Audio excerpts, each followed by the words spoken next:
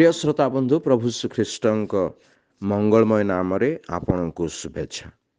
ଯୌନ ଲିତୁ ସୁସମାଚାର 11 ଅଧ୍ୟାୟର 5 ପଦରେ ଆମେ ଏହିପରି ପାଠ କରୁ। ଯୀଶୁ ମାର୍ଥା ତାଙ୍କ ଭଉଣୀ ଓ ଲାଜାରଙ୍କୁ ସ୍ନେହ କରୁଥିଲେ। ମାର୍ଥା ଓ ମରିୟମ ଯୀଶୁଙ୍କ ନିକଟକୁ କହି ପଠାଇଥିଲେ, ପ୍ରଭୁ ଦେଖନ୍ତୁ, ଆପଣ ଯାହାକୁ ସ୍ନେହ କରନ୍ତି ସେ ପୀଡ଼ିତ ଅଛି।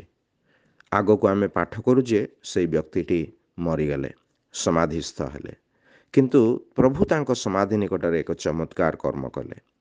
ଏହି ପଦରୁ ଆମେ ବୁଝୁ ଯେ ସେହି ପରିବାର ଏକ ଅସହାୟ ଓ ଆଶାହୀନ ଦୁଃଖ ଓ ଶୋକରେ ଥିଲା।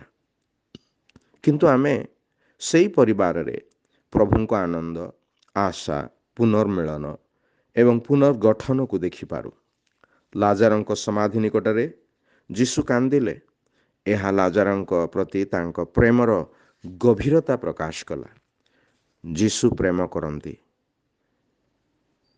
ସେହି ନିର୍ଦ୍ଦୋଷ ନିଷ୍ପାପ ବ୍ୟକ୍ତି ଯୀଶୁ, ଯିଏ ମନୁଷ୍ୟକୁ ପ୍ରେମ କରି ମନୁଷ୍ୟର ପାପର ଦଣ୍ଡ ଆପଣା ଉପରେ ବହନ କଲେ ଏବଂ କ୍ରୁଶରେ ମଲେ, ଆଉ ସେ ତୃତୀୟ ଦିନରେ ପୁନରୁତ୍ଥିତ ହେଲେ। ଜଣେ ବ୍ୟକ୍ତି ଅନ୍ୟର ପ୍ରାୟଶ୍ଚିତ ହେବାକୁ ହେଲେ ସେ ପବିତ୍ର ଓ ବିଶୁଦ୍ଧ ହେବାକୁ ହେବ। ତେବେ ଏହା କ'ଣ ସମ୍ଭବ କି? ନୁହଁ, କାରଣ ମନୁଷ୍ୟ ପାପୀ ଅଟେ।